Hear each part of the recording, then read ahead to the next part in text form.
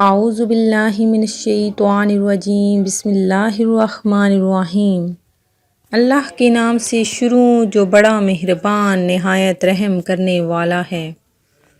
مون وظائف چینل کی جانب سے تمام ناظرین کو السلام علیکم ورحمۃ اللہ وبرکاتہ۔ میں اپنا چینل مون وظائف کی جانب سے آپ کی خدمت میں ایک نیا وظیفہ لے کر حاضر ہوئی ہوں۔ سب سے پہلے ہمارا چینل مون وظائف کو سبسکرائب کر لیں اور بیل آئیکن کا بٹن بھی پریس کر لیں تاکہ ہر نئی آنے والی ویڈیو سب سے پہلے آپ تک پہنچ جائے۔ ناظرین، آج کی اس ویڈیو میں ہم آپ کو چاند گرہن کی وجہ اور چاند گرہن آخر کیوں لگتا ہے اس کے بارے میں ہم آپ کو بتائیں گے، اور آج ہم یہ بھی آپ کو اس ویڈیو میں بتائیں گے کہ چاند گرہن کے وقت آپ نے کیا کرنا ہے اور کون سا وظیفہ کرنا ہے جس کے کرنے سے آپ کی یہ تمام مشکلات حل ہو جائیں گی جو چاند گرہن کی وجہ سے لگتی ہیں۔ قیس رضی اللہ تعالیٰ عنہ روایت کرتے ہیں کہ میں نے ابو مسعود رضی اللہ تعالیٰ عنہ کو فرماتے ہوئے سنا، رسول اللہ صلی اللہ علیہ وآلہ وسلم نے فرمایا کہ سورج اور چاند کسی کی موت کے سبب نہیں گہناتے بلکہ وہ خدا کی نشانیوں میں سے ایک نشانی ہے۔ جب تم گہن دیکھو تو نماز پڑھو۔ مغیرہ بن شعبہ رضی اللہ تعالیٰ عنہ روایت کرتے ہیں کہ عہد رسالت مآب صلی اللہ علیہ وآلہ وسلم میں جس دن ابراہیم فرزند رسول کا انتقال ہوا، سورج کو گہن لگ گیا، تو لوگوں نے کہا کہ یہ ابراہیم کے انتقال کی وجہ سے ہے، تو رسول اللہ صلی اللہ علیہ وآلہ وسلم نے ارشاد فرمایا، سورج اور چاند کسی کی موت و حیات کی وجہ سے نہیں گہناتے، جب تم اسے دیکھو تو نماز پڑھو اور اللہ تبارک و تعالیٰ سے دعا کرو۔ حضور اکرم صلی اللہ علیہ وسلم کے زمانے میں سورج گرہن ہو گیا۔ صحابہ کو فکر ہوئی کہ اس موقع پر حضور صلی اللہ علیہ وآلہ وسلم کیا عمل فرمائیں گے، کیا کریں گے، اس کی تحقیق کی جائے۔ جو حضرات اپنے اپنے کام میں مشغول تھے چھوڑ کر دوڑے ہوئے آئے۔ 9 عمر لڑکے جو تیر اندازی کی مشق کر رہے تھے ان کو چھوڑ کر آئے تاکہ یہ دیکھیں کہ حضور اس وقت کیا کریں گے۔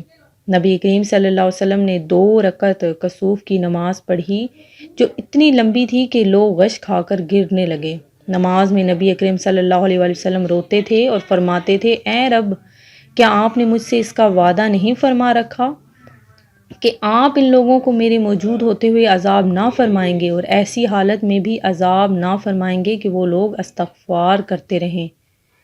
سورہ انفال میں اللہ جل شانہ اس کا وعدہ فرما رکھا ہے۔ پھر حضور صلی اللہ علیہ وآلہ وسلم نے لوگوں کو نصیحت فرمائی کہ جب کبھی ایسا موقع ہو اور آفتاب یا چاند گرہن ہو جائے تو گھبرا کر نماز کی طرف متوجہ ہو جایا کرو۔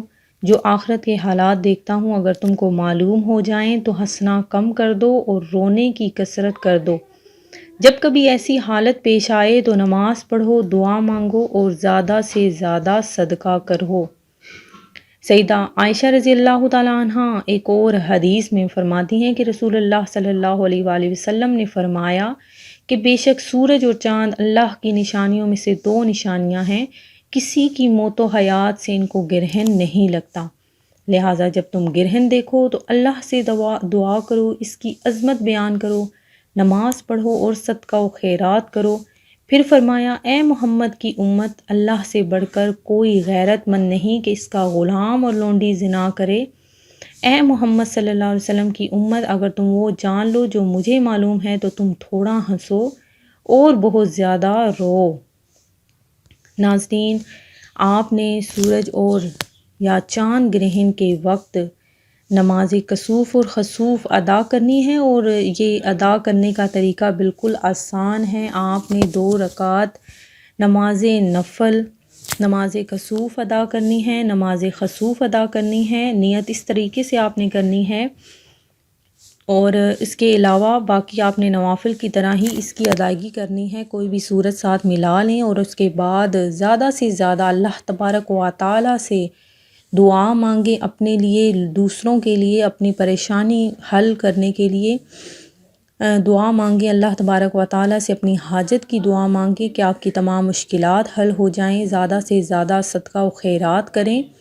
اس کے بارے میں جو یہ وہم پایا جاتا ہے کہ چاند گرہن کے وقت ہمیں فلاں کام نہیں کرنا چاہیے، چھری یا اس طرح کی لوہے کی کوئی چیز نہیں پکڑنی چاہیے، یا حاملہ عورتوں کا اس پر اثر ہوتا ہے، تو ایسا کچھ بھی نہیں ہے۔ یہ ایک بے بنیاد اور فضول سی ایک بات ہے۔ تو ناظرین، آپ توہمات پرست نہ بنیے کہ چاند گرہن یا سورج گرہن کے وقت اللہ تبارک و تعالیٰ کی کوئی عذاب نازل ہونے والا ہے۔ یہ بس ایک اللہ تبارک و تعالیٰ کی نشانیاں ہیں جو اپنے بندوں پر ظاہر کرتا ہے۔ تو آپ نے اس وقت میں زیادہ سے زیادہ استغفار کرنا ہے، زیادہ سے زیادہ ذکر و اذکار کرنا ہے، اور اس سورج گرہن کے وقت آپ نے گھر سے باہر نہیں نکلنا۔ چاند گرہن تو ویسے بھی رات کے 10:40 پر شروع ہوگا اور 12:25 پہ ختم ہو جائے گا۔ تو آپ نے ناظرین کیا کرنا ہے کہ آپ نے ایک وظیفہ ہے وہ نوٹ کر لیجئے، وہ آپ نے پڑھنا ہے، یا حکیم یا حکیم یا ودود یا معز۔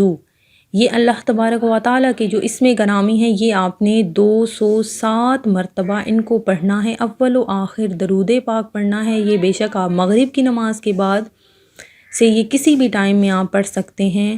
انشاءاللہ عز و جل آپ کی تمام مشکلات، پریشانیاں اس ایک وظیفے سے حل ہو جائیں گی، اور چاند گرہن بھی آپ کو کوئی اثر، آپ پر برا اثر نہیں رکھے گا۔ میں امید کرتی ہوں کہ ہماری آج کی ویڈیو آپ کو پسند آئی ہوگی۔ اسی طرح سے مزید انفارمیشن حاصل کرنے کے لیے اگر آپ کو کوئی مسئلہ پریشانی ہے تو وہ آپ ہم سے کمنٹ سیشن میں پوچھ سکتے ہیں۔ اللہ تبارک و تعالیٰ سے دعا کرتی ہوں کہ ہمیں خیر و عافیت سے رکھے، ہم سے تمام مصیبتیں، مشکلات کو دور فرما لے۔ اپنا خیال رکھیے گا، دعاؤں میں یاد رکھیے گا۔ اللہ حافظ۔